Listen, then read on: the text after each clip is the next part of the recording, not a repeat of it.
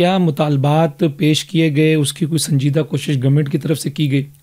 देखें फ़र्क वही, जब ये चले हैं तो इन्होंने उससे पहले ही कह दिया था कि हमने हुकूमत से मुज़ाकरात नहीं करने, हम इस्टेब्लिशमेंट से डायरेक्ट बात करेंगे। हाँ, ये तो है हमारी लड़ाई हुकूमत से, हम हुकूमत से मुखातिब नहीं है। तो हुकूमत तो वैसे ही जो है ना उसमें फ़ारिग हो गई है।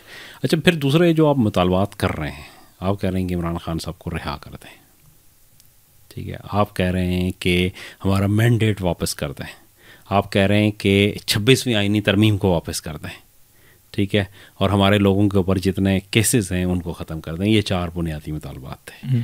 तो इन चारों में से एक भी चीज़ ऐसी नहीं है कि जिसके ऊपर गवर्नमेंट कोई दे सकती है, श्योरिटी दे सकती है, ठीक है।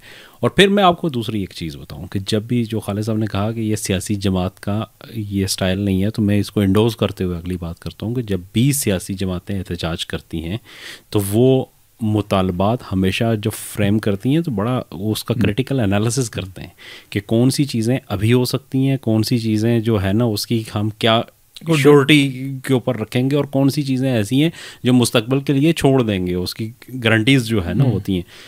तो फिर जो है वो आपके कुछ मुज़ाकरात होते हैं, फिर उसमें भी आप रखते हैं कि ये हमारी बॉटम लाइन है, ये चीज़ें कम अज़ कम हो गई तो बस ठीक है, हमने करना है।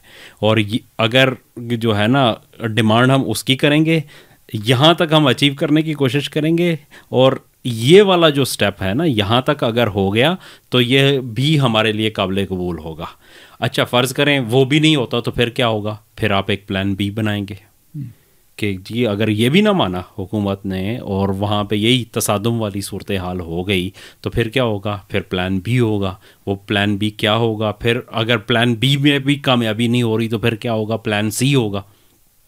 मिसाल के तौर पे ये यहाँ पे आ गए थे डी चौक में, जो खालिद साहब कह रहे हैं कि अगर आप इसको एक सियासी पार्टी के अंदाज में देखें, ये डी चौक तक पहुँच गए, इनके लोग आ गए, कंटेनर्स के ऊपर वीडियोस बन गई, सब कुछ हो गया, इनकी जो लीडरशिप थी वो भी कलसूम प्लाजा चौक पे पहुँच गई।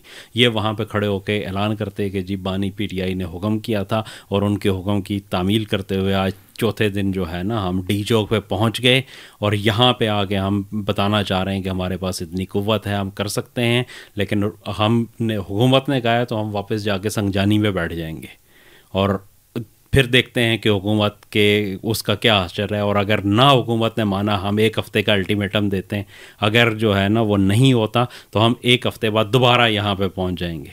तो हुकूमत के ऊपर एक बहुत बड़ा प्रेशर जो है ना वो होता, एंगेज होते, फिर कोई ना कोई मुज़ाकरात होते, फिर बैठते, कमेटी बनती, उसके ऊपर चल रही होती, फिर उसमें डिले भी हो सकता है। फिर उसमें इवन अगर ये यहाँ की जो सूरत हाल है उसके अंदर ये रखा जाता कि अली अमीन गंडापुर अगर नहीं होगा तो बैक पे कौन बंदा होगा जो बयान जारी करेगा।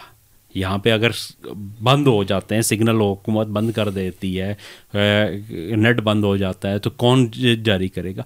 इनके पास कोई चीज़ सिरे से थी नहीं। वो जो खालिद साहब कह रहे हैं कि ये एक मॉब था जो उठ के आ गया, जिसको कोई पता नहीं था कि हमने क्या करना है, क्या होना है यहाँ पे।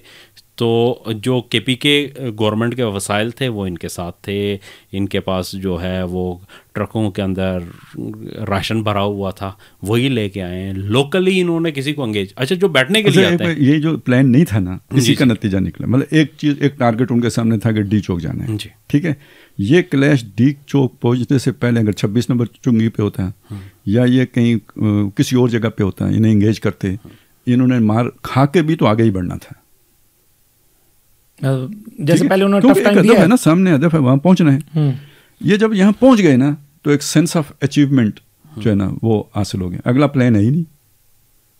उधर से लीडरशिप भी वो उस पर एतमाद पहले ही नहीं है कि वो हमारे लीडर हैं कि नहीं है।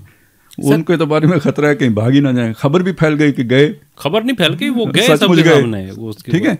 इस वजह से वो पाँव उखड़ गए। जो ही अल्लाह आया ना, पुलिस का या जो भी लॉ इन्फोर्समेंट एजेंसीज थी, वो फिर ठहर नहीं सके। बुनियादी वजह ये बनी है कि आपके सामने कोई प्लान ही नहीं है, आप कैसे खड़े होंगे वहाँ पे।